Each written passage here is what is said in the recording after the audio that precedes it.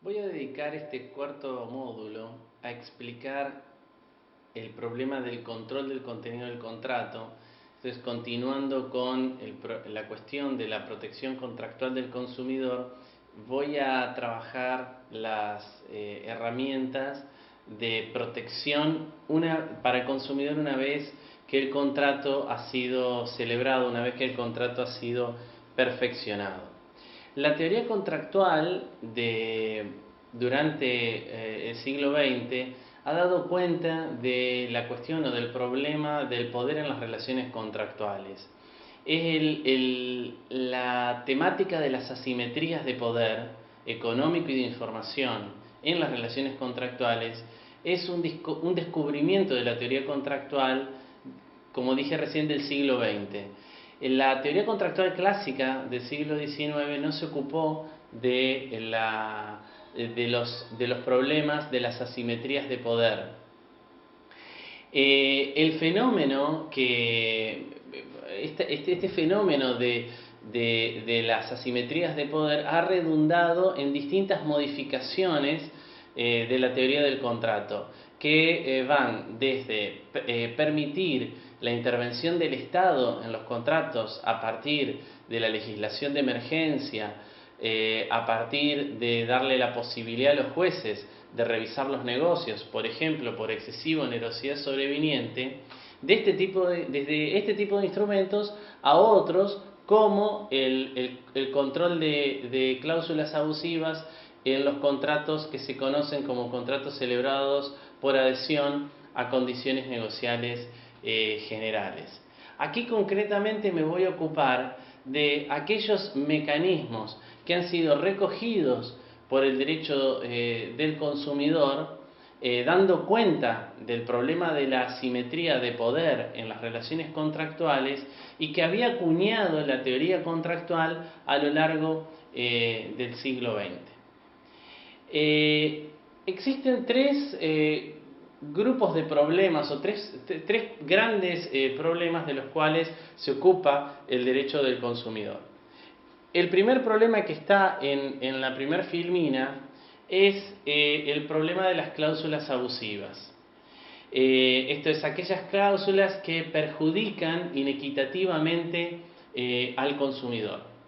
El segundo problema es el problema de las cláusulas sorpresivas, es decir, de las cláusulas que no son advertidas por el consumidor cuando firma, cuando celebra el contrato, cuando se adhiere al contrato.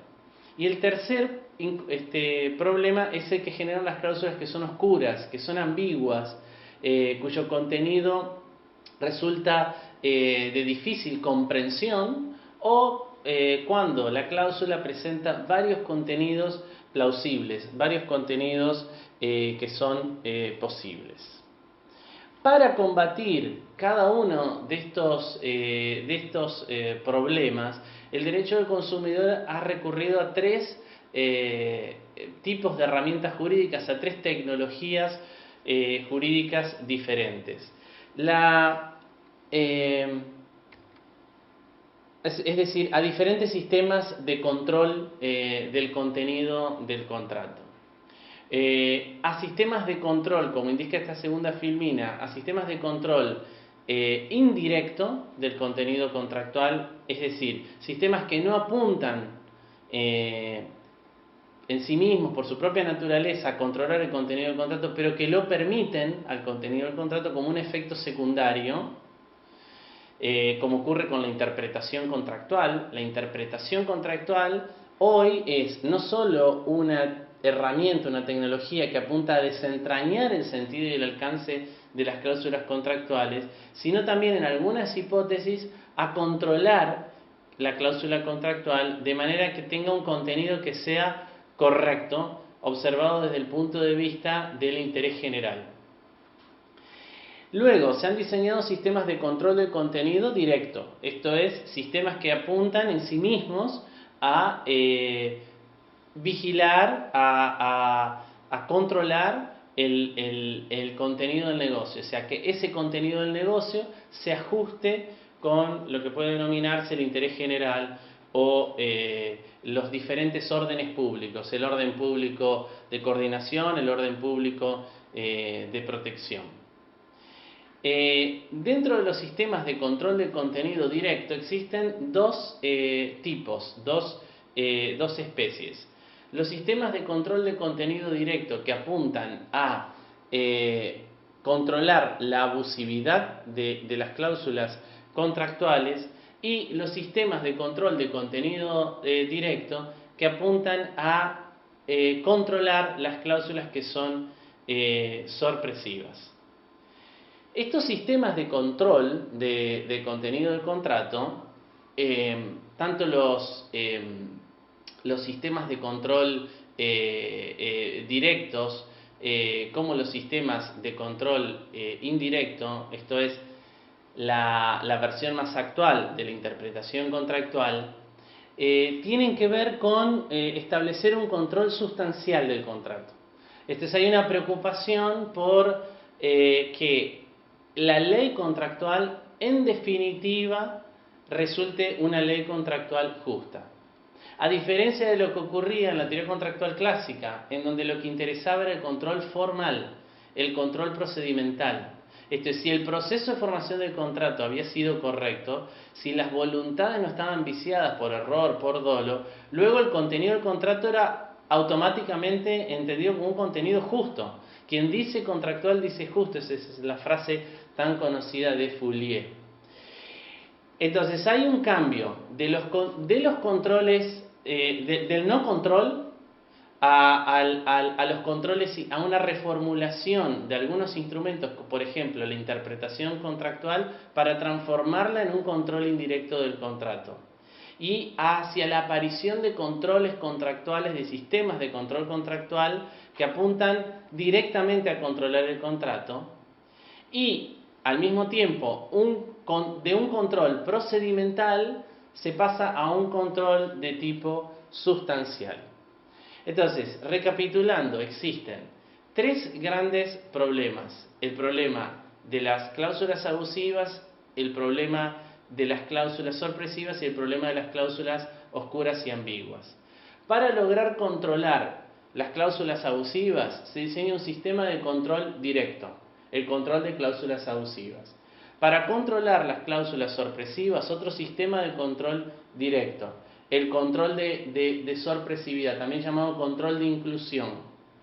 Y para controlar las cláusulas que son oscuras o ambiguas, un sistema de control indirecto, que significa una reformulación del mecanismo de la interpretación contractual, fundamentalmente a partir del principio de buena fe. Los tres controles tienen que ver con un control sustancial, o sea, controlar el contenido del negocio, abandonando los sistemas de, entre comillas, de control procedimental propios de la teoría contractual clásica del siglo XIX. Los tres sistemas de control utilizan tres herramientas, tres tecnologías diferentes. El control de cláusulas abusivas, llamado control de abusividad, utiliza la idea, el concepto de cláusula abusivo-vejatoria. El control y la sanción es tener esa cláusula por no escrita. El control de la cláusula, el sistema de control de la cláusula sorpresiva emplea como herramienta, como tecnología, a la información, como forma de tener por no incluidas, de manera que se tienen por no incluidas las cláusulas contractuales que resultan sorpresivas si no han sido debidamente informadas al consumidor al momento de contratar. Y frente a una cláusula que es oscura o ambigua, el control a través de la interpretación contractual, o sea, utilizando como herramienta la interpretación del contrato fundamentalmente a partir del principio general de buena fe contractual. Me voy a detener ahora un poco a trabajar el primer control, el control de abusividad, que me parece que es el control que resulta más interesante y que hay que tener más presente. En la ley 24.240 se ocupa de establecer un sistema de control del contenido del contrato en el artículo 37, dedicado a controlar estas cláusulas abusivas. El artículo 37, en 3 incisos, establece cuáles son las cláusulas que resultan abusivas y pese a que esos 3 incisos reúnen 4 criterios de calificación de la cláusula como abusiva, 2 criterios generales y 2 criterios especiales. En el primer inciso existen en realidad acumulados un criterio que es general, que es el criterio de desnaturalización de las obligaciones, con un criterio específico que es el de la limitación de responsabilidad por daños, que la doctrina entiende que también incluye a la exhibición de responsabilidad por daños. Luego el inciso segundo establece el segundo criterio general de calificación de abusividad. Son abusivas las cláusulas que disminuyen los derechos del consumidor o aumentan los derechos del proveedor. Y finalmente el inciso tercero establece un segundo criterio específico. Son abusivas las cláusulas que importen una inversión de la carga de la prueba en perjuicio del consumidor. En síntesis, hay 2 criterios generales. Cuando la cláusula contractual desnaturaliza la obligación o disminuye los derechos del consumidor aumentando los del proveedor, 2 criterios generales y 2 criterios específicos. Aquellas cláusulas que eximan o limitan la responsabilidad por daños o inviertan la carga de la prueba establecida en la ley en perjuicio del propio consumidor. El criterio que requiere de mayor explicación es el primer criterio general, y a esto está apuntando esta filmina, el criterio de desnaturalización de las obligaciones. ¿Qué significa desnaturalizar una obligación? Desnaturalizar una obligación significa utilizar la obligación en contra de lo establecido por el derecho dispositivo. Desnaturalizar la obligación significa utilizar la posibilidad, la libertad, la facultad de establecer el contenido del contrato de manera de, con ello solamente, procurar obtener un beneficio para el proveedor, apartándose así de lo que establece el derecho dispositivo. Entonces, ¿qué es lo que está haciendo el derecho del consumidor? Está transformando el carácter del derecho dispositivo. El derecho dispositivo deja de ser un derecho, como la palabra dice, dispositivo, esto es supletorio de la voluntad de las partes, para transformarse en un derecho duro, esto es, un derecho que no puede ser dejado de lado por una cláusula contractual con el solo argumento de beneficiar, con el solo fin de beneficiar al proveedor de bienes y servicios. Entonces, si una cláusula contractual contradice lo que dice el derecho dispositivo sin una justificación, sin un argumento que no sea el argumento de obtener mayores beneficios el proveedor, es declarada como una cláusula abusiva. Entonces, hay un primer mecanismo, que es el mecanismo de control de abusividad establecido en el artículo 37 de la ley 24240. La ley 24240 también establece en el artículo 10, establece también un control de inclusión de las cláusulas contractuales. Porque si ustedes leen luego la ley en este punto, la ley obliga a informar aquellas cláusulas que son específicamente incluidas en el contrato de consumo. Entonces establece un deber de información sobre las cláusulas contractuales. Ya no es una información sobre el producto, una información sobre el servicio, es una aplicación específica de la norma constitucional que establece el deber, que establece el derecho a la información, y del artículo 4 de la ley 2440 que establece la obligación general de información. Entonces, la cláusula, si no ha sido debidamente informada, se transforma en una cláusula sorpresiva. La sanción es tenerla por no incluida.